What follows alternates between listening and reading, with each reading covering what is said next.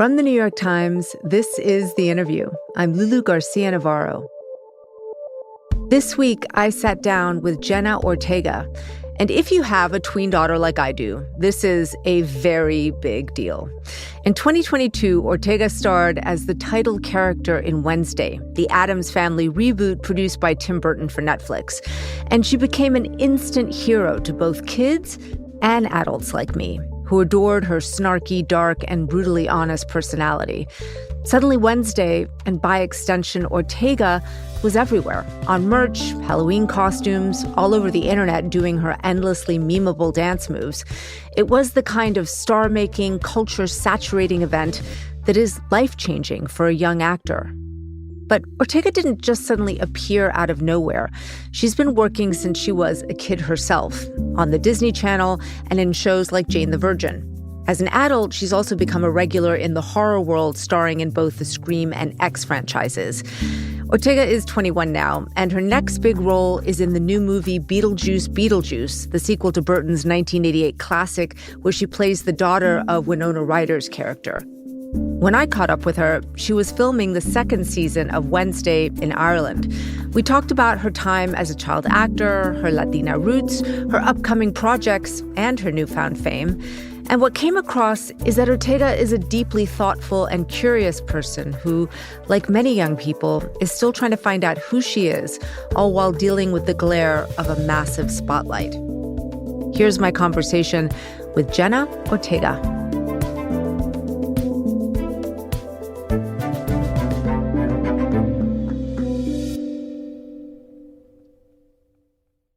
Before we talk about the Beetlejuice film, I wanted to ask you just a little bit about what your life is like when you're filming in a place that you're not familiar with. I mean, do you hang out with your co-stars? Do you just focus on your work? Like, what is the vibe day to day?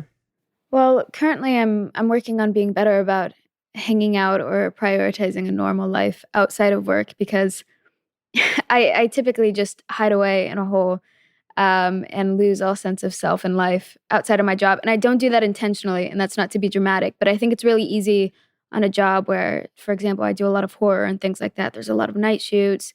You're not working regular hours. It's kind of hard to communicate with people during the day because you're technically supposed to be sleeping. Me working on location usually consists of walking around for a bit, maybe going for a run, finding like a local cafe that I know I like the coffee there. And then that's about it. I usually find a nice river and a park bench to write on. You like to journal. Yes, I love to. Tell me a little bit about that. Like, why did you get started doing that? And what do you journal about? Well, I got into that because I lost a sense of self in life while I started working and traveling for the first time. Because I first started traveling when I was around 18, so it's been a few years of this. I love to journal about my dreams mainly. Oh, really? Yes, because dreams to me are really fascinating because I feel like I learn a lot about myself through them. I've been able to notice patterns in my way of thinking based on how stressed I may be, lack of sleep. Sometimes I end up in this middle state where I'm actually inspired and become creative over the ideas that I had while I was still somewhat awake. And sometimes it's complete nonsense. None of it makes sense. It'll be balloons made out of frogs. Like, it doesn't matter, but other times it'll be a really special story. It's cool that you remember it, though. Yeah. Okay, let's talk about the movie. Okay. When did you first see the original Beetlejuice? Honestly, I can't really put a date on it. I feel like I had to have seen it maybe when I was around 8 or 9. I was terrified of everything when I was younger. I actually had a reoccurring nightmare about Beetlejuice. Really? Yeah, but I think I actually got scared because I saw a really terrible Halloween costume before I really knew what the movie was. And I think that the mold and smearing like bleeding green and black Party City makeup gave me a scare. Anyway, I just remember that image. And then I watched the movie later and I thought, oh man, this is what the guy was dressed as. This is just as scary. So yeah, I think around then. What were your nightmares about Beetlejuice? I shared a room my entire life growing up, and I was the bottom bunk on a bunk bed, and I had a dream that Beetlejuice would come down and swing around the banister down to my bunk wearing a Superman cape and would offer me grape juice. And he would say, "Got any grape?" Did you tell this to Michael Keaton when you met him? No. No. Maybe I should have, but maybe there was something in me that was still potentially scared and frightened. It's meeting him, it's like a giant from your childhood. That's intimidating. And I think maybe I reverted back to my old adolescent ways in front of him. I'm not sure. One of the things that I love about Beetlejuice is that it's a film that is full of joy. It's not like this scary view of the afterlife, despite what you felt as an 8-year-old. I can understand that. But it is sort of this kind of funky, not terribly dark view of death. Well, Tim Burton is obviously a master, and I think he's done an incredible job all throughout his career of being able to balance dark topics that most people are, I guess, fearful of or avoidant of, and make it an acceptable and almost comforting conversation. So it's something like Beetlejuice. You see people reconnecting with loved ones, you see people finding love, you see people making discoveries about themselves. It's actually beautifully put, the afterlife rather than hell or something like that, because it's just, it continues. And I think for a lot of people who maybe don't consider death, or for young children who can't really understand the concept, I think it's a really easy guide. And also just the idea that they're not gone, right? That you can find them afterwards. Yes. Do you believe in life after death? No. Really? No. I wish. I wish that I could go and end up in, Tim's version of the afterlife, but I don't. I really think it just goes black afterwards. I think it's nice and comforting to think otherwise, but... I'm shocked. Do you? Well, yeah, this is the thing. As a Latina, I grew up believing in ghosts. I had family members see them. My sister, when we were young, was always like, "Don't you see the ghost there?" And I'd be like, "No, man, I really don't. And you're freaking me out." But it's something that is embedded in the way I grew up. Yeah. I mean, I don't want to say that ghosts aren't real because I don't want one to come after me. And I also have people who claim that they saw ghosts. I'm sure there's some weird spiritual in-between realm. I do believe in kind of strong energies and things like that. But ultimately, I don't know, there's a lot going on. I would hope that you get some good rest afterwards. Also, so much of ghost culture, feels so strange to say, I think especially in the Latin community, is based off of, it's very religious. Very. So I think some of that is maybe to instill fear in young people, or we just love to take the piss out of everything and harass one another in the most loving way. So I think also to tuck your kids in at night and tell them to watch out for La Llorona, that's classic. I think that's hilarious. I would do the same with my children. Yeah, I think you're right. And since we're talking about your childhood, I want to talk a little bit about that because you grew up in Coachella Valley. Correct. And I would love for you to tell me a little bit about what you remember from those early days. I, looking back on it, had a pretty cool childhood. I grew up in a very loving household. My parents are very in love with each other. I'm one of 6 kids, so I'm the 4th, and there's a pair of twins under me. Who did you share your room with? I shared my room with my older sister, Mia, for the longest time, and then when my oldest sister left, Mia got her room, and then my younger sister came into play. So there was no escape for me. I didn't have my own room until I left. But that was nice too, especially as someone who I would tuck myself in my blanket and I would cover my entire face except for my nose and lips so I could still breathe. And I would wake up in a pile of sweat. I slept on the wooden plank in between the bed and the wall. So when I would wake up in the middle of the night in a panic because I had a terrible nightmare, I could always look over and see my sister and think, oh, okay, cool. So did you have a lot of middle child energy being the 4th one?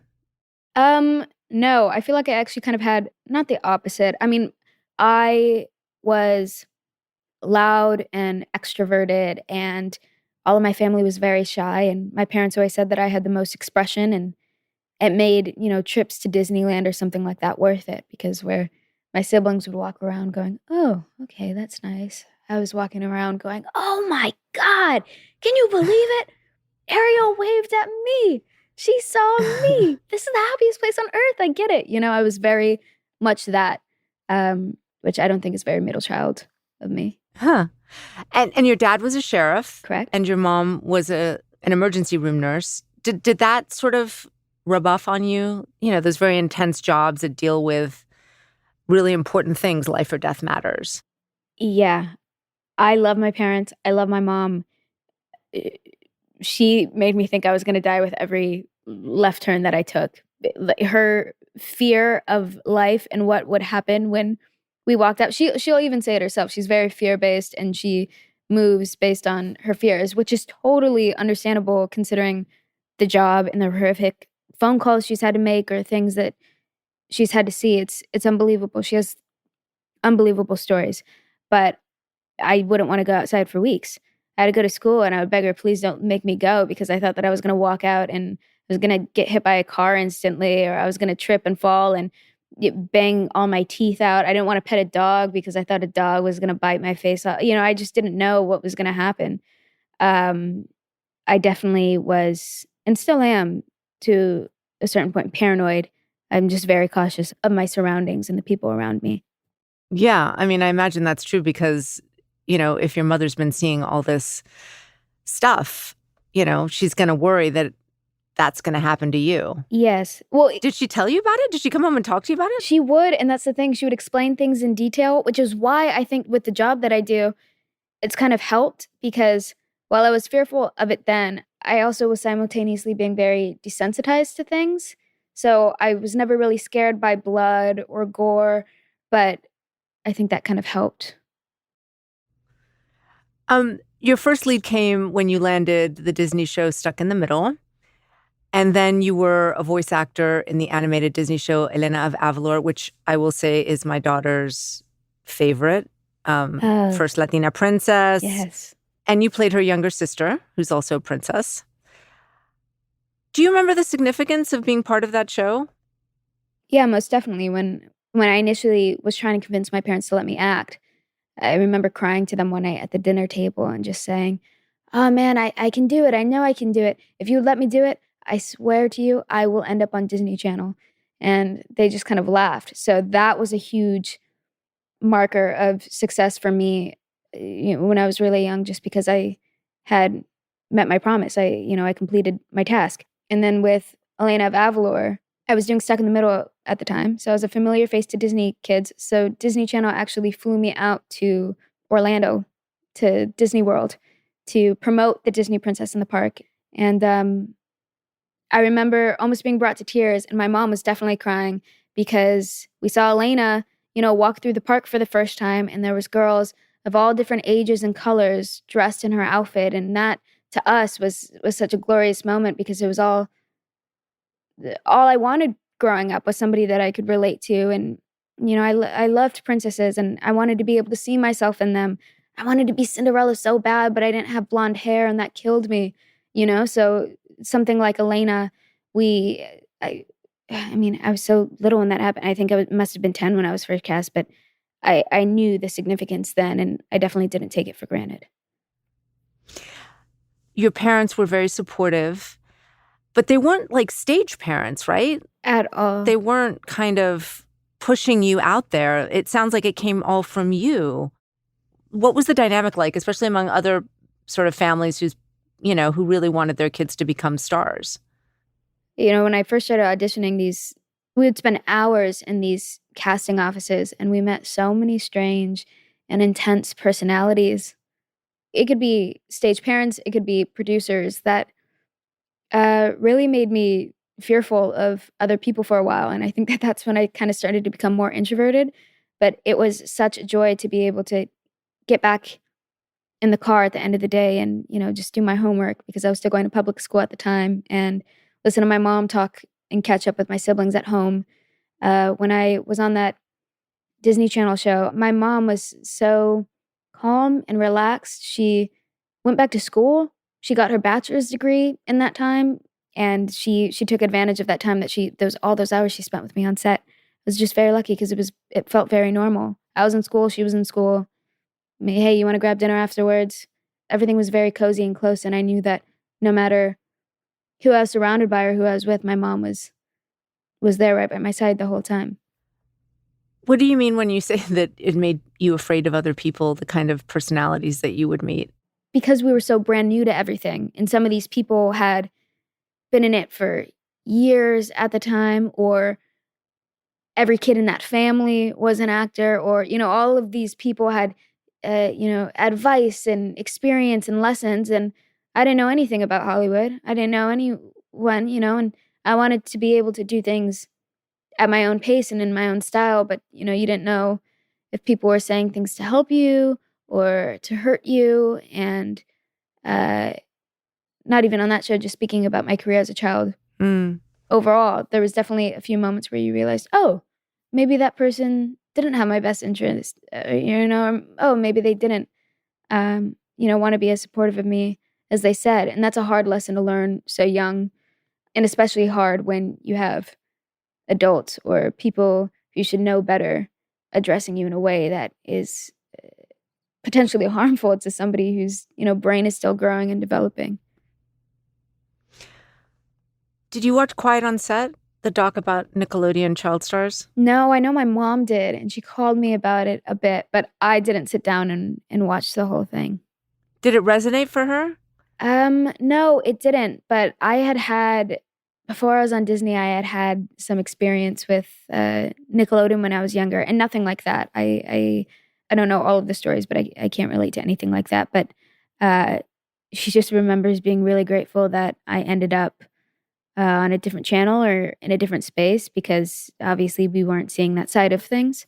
But I think for her, it was just more so pain, because she had seen the way that other children maybe weren't protected or weren't as looked at after. She watched over me like a hawk, So I think for her, it was more empathizing and wishing she somehow could have done something to help, that case. But she just called me saying she was so grateful that things were okay, and that she was there to witness everything. Do you think that that's what helps when you're a child actor, having parents that are going to protect you? Yeah, child acting is strange. It is, in hindsight. I see why my parents felt so hesitant about it, because, you're putting in a child in an adult workplace.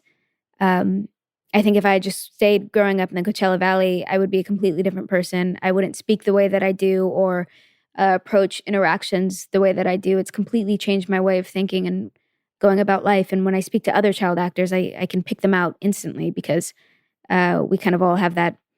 It's just a very specific, like some secret little language or something like that we all share. So children aren't supposed to be working like that. They are supposed to be, climbing trees and drawing and going to school. And, some of those kids' parents don't even take school seriously. So I feel really, really fortunate to have had parents who made sure that I hung out with friends, made sure that I went to public school, and wouldn't allow me to work on a job unless I had straight A's and was prioritizing my sleep and my schoolwork. It's funny when you say that you can pick them out in a room. What is that thing? Is it just like a poise, a precociousness? Yes, poise, precociousness. It's hard to say, because what I'm finding too is oftentimes we mistake it for maturity, and it's not. It's almost a mask. It's a professionalism that people our age typically aren't equipped with, because you're waking up at 6 a.m. every day and starting your morning with meetings and coffee. And I think it's very important to mention that we think it's maturity, and it's not. Do you regret it that you chose that path? There's times that I regret it. There's times that my parents regret it. Looking back, I wouldn't change anything. I don't believe in that, because if anything, I'm incredibly grateful for the lessons that it did teach me, and it did teach me so much. And I do love that when I go on a set now, I'm incredibly knowledgeable of the set around me. I know what the, camera verbiage means. I know what a grip job is. I know what a gaffer's job is. I can get along with the DP. I can go through shot lists. Like I I understand it all. I know what's going on around me. Therefore, I feel incredibly safe and comfortable and excited to go to work every day because it's familiar to me. So I guess there's a part of me that, as a 21-year-old actor now, I'm really, really grateful for that knowledge. And I wouldn't have had that without that experience. Have you talked about it with other former Disney stars? I'm thinking of like Selena Gomez and others like that who had a similar experience. Not entirely, but I do have a weird habit of connecting with older generation actresses almost instantly. And I think it's because of that.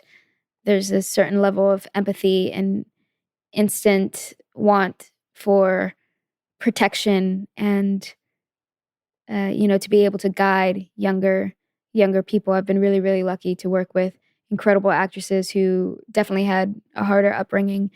They've been teachers, they've been mentors, and that has definitely helped a lot and been really beautiful.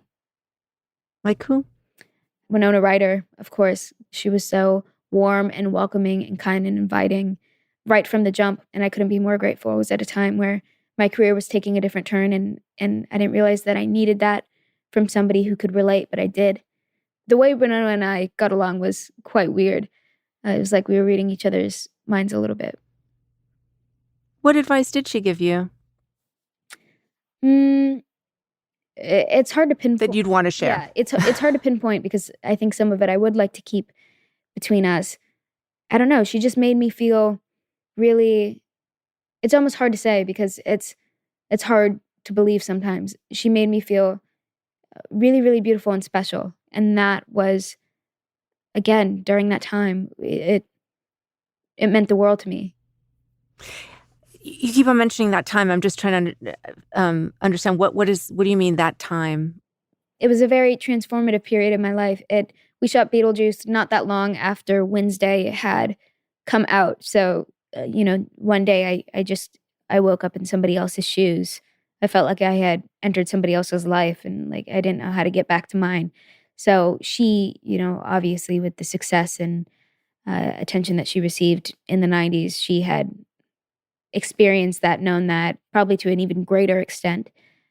So she was the first person that I connected with on that topic, or she made me feel seen where, other people necessarily in my life, as much as they wanted to, couldn't relate or couldn't understand. I mean, it's funny that we've been talking about your Disney days because the stereotype of a Disney star, right, bubbly, precocious, is kind of the polar opposite of the roles that you've become famous for as an adult. Did that shift feel like a conscious one for you? Not at all. I remember when I first met with my agent and we were deciding what we wanted to do after Disney Channel, what was the move. She asked if there was any genre or anything specifically that I was looking for. And I really didn't know what to say. I said, I think horror would be cool. And I said that, but didn't think much about it. And it just so happened that a lot of the opportunities that came my way a few years down the road were primarily horror. How I've become the deadpan, dark, brooding teenager, I'm not sure. I mean, well, I can't say that. Obviously, it's because of Wednesday. Well, you are filming right now the new season of Wednesday. Mm-hmm. One of the things that I love about the character of Wednesday is that it gives young girls permission to not be nice. My daughter has a Wednesday mug that says, "I don't bury hatchets, I sharpen them." Beautiful. She's 11. She's cool. Yeah. And, I think it's a good message for young girls and for women, for all of us, that you don't have to be liked all the time. Is that something that you thought about in the character of Wednesday, that, she had acerbic, sharp edges? I think Wednesday has taught me the same thing. She's definitely taught me to be a lot more confident, a lot more headstrong. I think it's really easy for women to be labeled difficult or, a diva or, just trouble. And I think that that's ridiculous. It's not a bad thing to be opinionated. That's not a nasty, evil thing. It's so important to have opinions. If we didn't have opinions, where the hell would we be? We would get nothing done. It would be a mess. I think everyone should have opinions, and I'm glad that Wednesday has ignited that in people. You wrote a book when you were 17. and you talk about insecurities, mental health challenges. And you're 21 now, and I'm wondering, since your career blew up, does that make things easier or harder? Much, much harder. Really? Much harder. Yes, of course, because I've always been someone who's put an immense amount of pressure on myself, but it's a bit different when you can't really walk outside without expecting to be pointed at, or it's kind of died down now, but still I walk into a room and I am looking at everything differently. I know that my position as a public figure has changed immensely, and I was a private person and I prefer to be a private person. So I think understanding that there's a lot more eyes and a lot more people watching, and I'm so underdeveloped. My prefrontal cortex isn't even fully there yet, technically. I want to be making the mistakes and learning from them and falling on my face, and maybe the opposite. I want to be extremely confident and try everything and do everything and be the biggest risk taker in the world. There's a lot more at stake now, whether I like it or not. And people are entirely entitled to, share their opinion, and even when maybe it's not the most welcome. But I think it's just kind of sorry, I'm trying to think of the best way to phrase this or put this in a way that is still refreshing. But you don't have to just say it in the way that you feel it. Yeah, it's really scary, actually. And it's hard to say that because also you can't complain. I wanted this when I was a child. I live such a privileged life. I'm so lucky to do the things that I do. I love my job. I don't see myself wanting to stop my job. There are certain things that no one can really prepare you for, though. And that kind of attention is one of them. How do you protect yourself? This is terrible to say because I think my publicist might be listening to this, but I do avoid the phone as much as I can. I'm always walking. If you're ever wondering what I'm doing, if my parents are ever wondering, if I'm not at work, I'm not on some sort of meeting, I am outside doing laps. I'm in a random garden. I am taking a nap in a field. I hope your publicist likes that. That's beautiful. I know that's what and she I likes. hope your parents feel the same. Except for when you're trying to book this second phone call to catch up, and it's like, oh man, well, where'd Jenna go? And she can't get a hold of me. I guess that's maybe how I protect myself. I think it's really easy again, maybe I'm like my mom in a lot of ways, where maybe I operate out of fear sometimes, and I try not to be that way. I think I've actually relaxed a lot in recent years because I've given up, and I don't mean that in a sad way. I mean that in the most liberating way possible. I think I'm really working on not being so self-critical or just killing myself over things that in the grand scheme of the world with the news and things you see, it's really just it's not important at all. I should be having so much fun right now. So much fun. And I don't, and I should. And I try to remind myself of that. Jenna, thank you so much. And I hope you will pick up the phone when I call you again. Well, I will for you. But that's only because I like you and I like your daughter.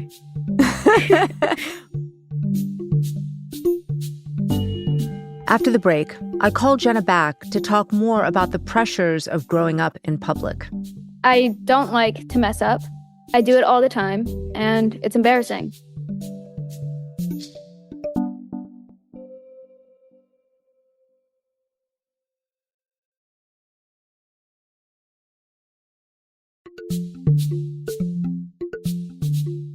Hi. Hello. How you been?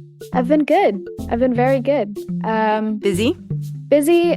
Last week was chaos, but I had, it was bank holiday here in Ireland, so me and my friends went to the north of Ireland for the 3 days and just swam in the sea and slept and ate and went on hikes. It was perfect. It was just what I needed right before this big, crazy press tour. So when we ended our conversation last week, it was a little bit of a somber note. And I was thinking about the tension of being a young person and being famous. And you seem like quite a private person who really needs to kind of guard that privacy.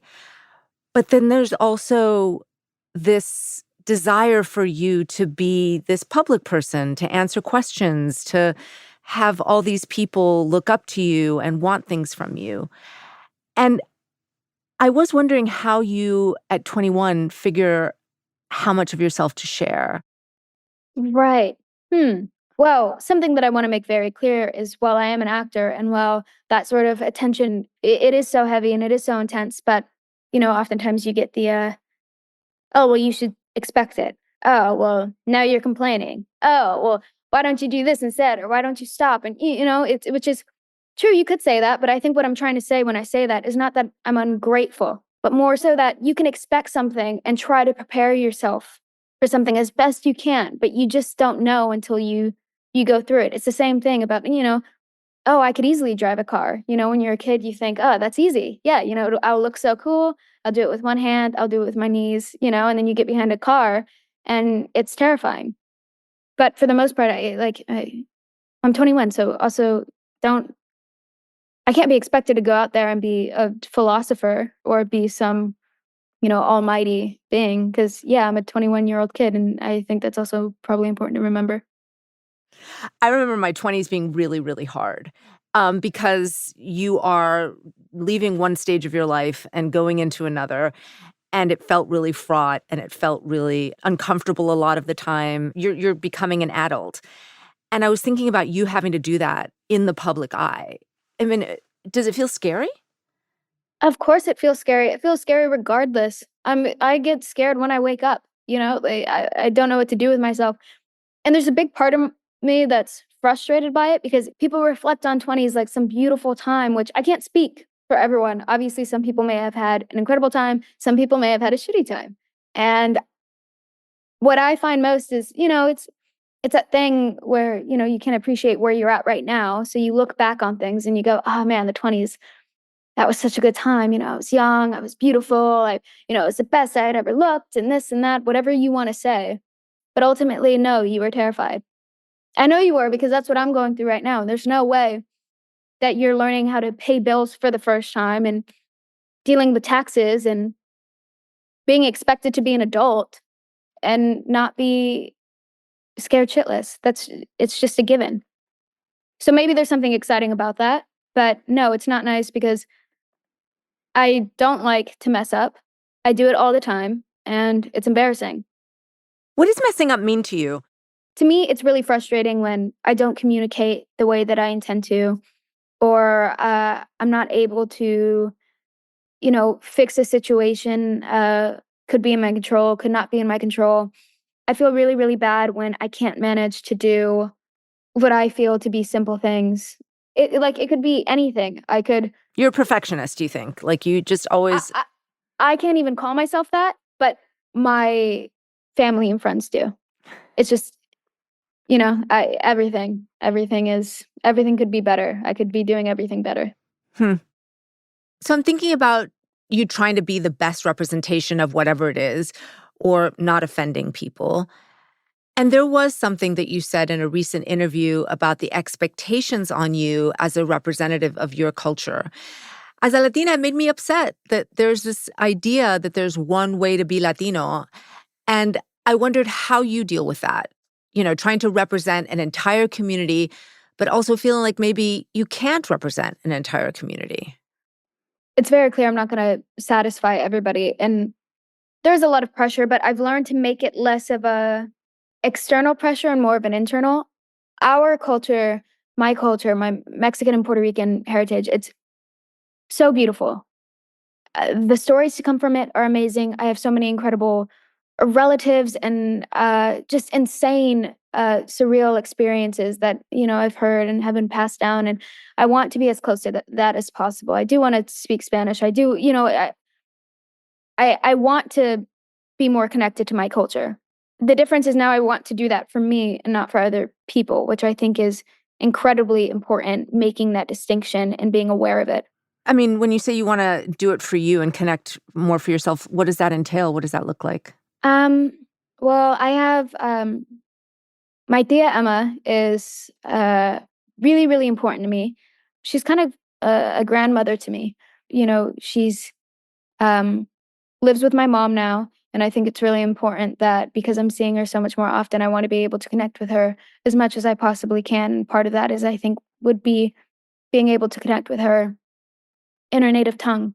So when I go home, I want to be able to have all those conversations with her and have that intimacy because I love her so much. And now with how close she is, I want to be even closer. So you're learning Spanish. Yes, I mean I am, but also simultaneously I'm not. I find myself doing the thing where I pick it up and then I put it down, pick it up and then I put it down, which is hard with my job because it's so much studying. But 100%, I watch videos in Spanish. I read articles in Spanish. I do all of that because I think it's best to kind of keep myself aware and up to date and make sure that I can figure things out. If I spoke Spanish to you, would my grammar be all over the place? 100%. Would my tia Emma make fun of me? Of course she would. But I think she would also be charmed by the fact that I was trying.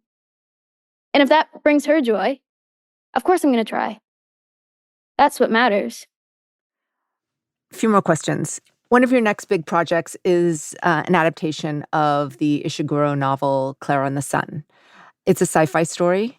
You are playing a robot. Why did you want to go do that?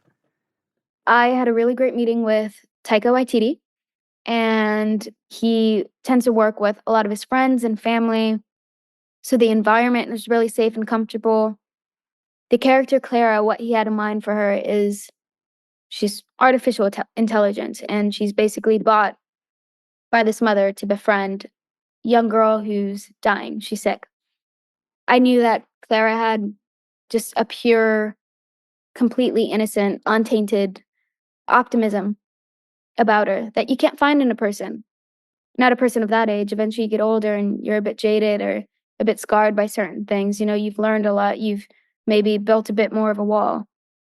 Claire didn't have that wall, which is the complete opposite of a lot of the other characters I play, where, they hide who they are or they don't want their emotion to be seen. I just felt like it was a good place to be vulnerable and try something new. What do you think of AI? I hate AI. I mean, here's the thing.